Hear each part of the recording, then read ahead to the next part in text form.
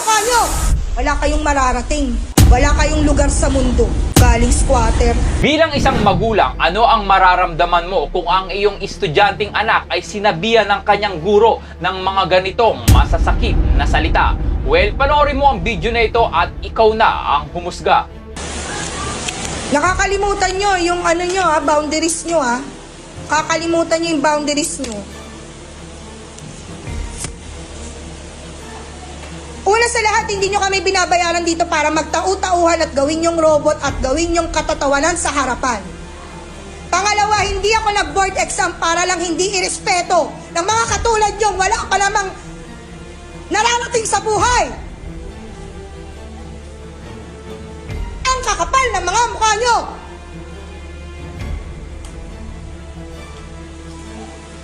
Di nyo nga kaya buhayin yung mga sarili nyo? Di kayo marunong rumispeto?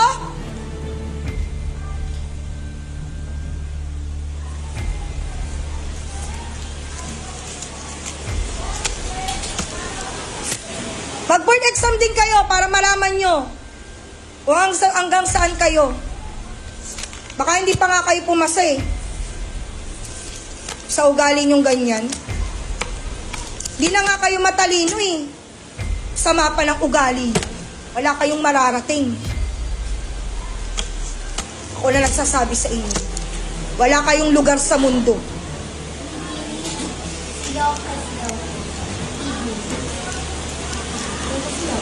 Bumaba ka na doon! Tatawa ka pa? Grato.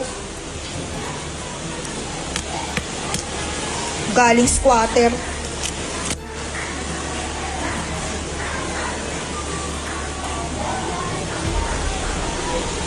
Nang mararating sa buhay.